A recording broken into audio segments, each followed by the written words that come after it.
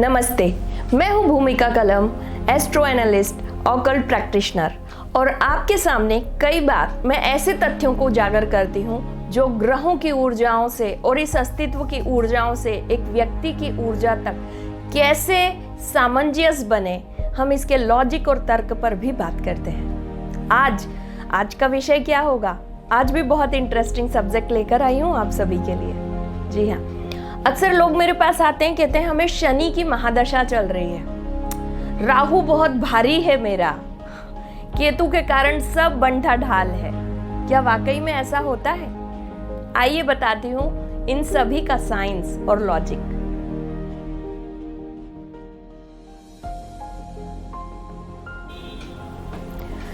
हम बात कर रहे हैं ग्रहों की ऊर्जाओं का हमारे जीवन पर प्रभाव और इसके उपाय।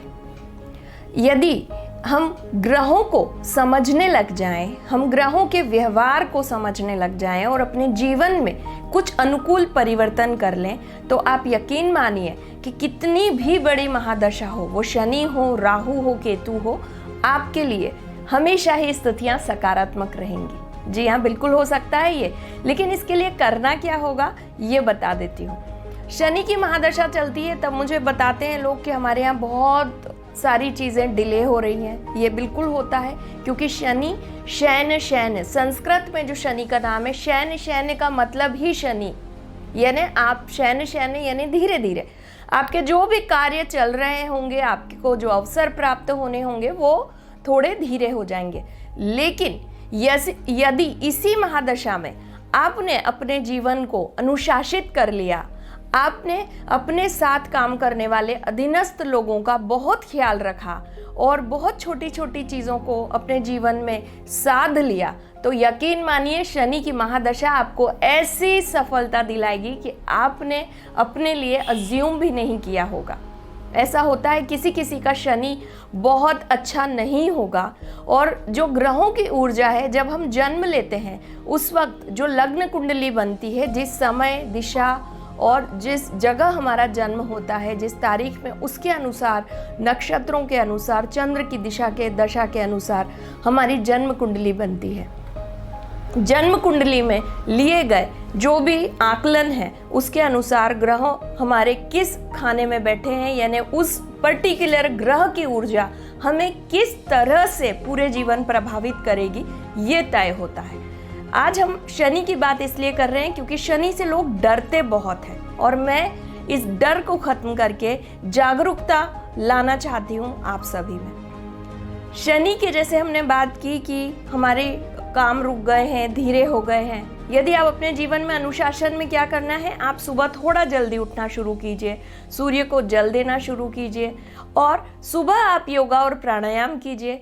इसके अतिरिक्त अपने जीवन में आप भोजन का जितना ध्यान रखेंगे शनि की महादशा में, आप बहुत बड़े होने वाले कई सारे ऐसे नकारात्मक प्रभावों से बच जाएंगे। कोशिश कीजिए कि आप बहुत सादा भोजन करें और अपने विचारों को बहुत सीमित रखें। किसी भी गलत तरह के व्यवहार, आचार या विहार कहीं भी ना करें। इससे शनि, क्योंकि अनुशासित ग्रह है, शनि हमेशा अनुशासन का पालन करने वाले हैं, और कहा जाता है शनि कर्म फल दाता हैं। आप जैसा कर्म करेंगे वैसा फल आपको मिलेगा, लेकिन भाव भी इसमें इंक्लूड है, सिर्फ कर्म नहीं।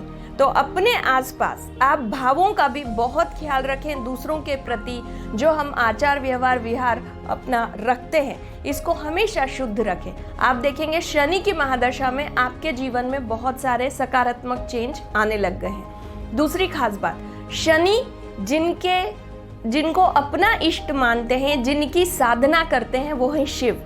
यदि शनि की महादशा चल रही है तो आप हमेशा भगवान शिव को जल देना शुरू कीजिए। आप नियमित तौर पे भगवान शिव को जल के साथ काला तिल अर्पण करें, और आप देखेंगे कि आपकी बहुत सारी जो नकारात्मकता है या आपके मन के जो कुछ परेशानियां हैं, भगवान शिव हर लेंगे।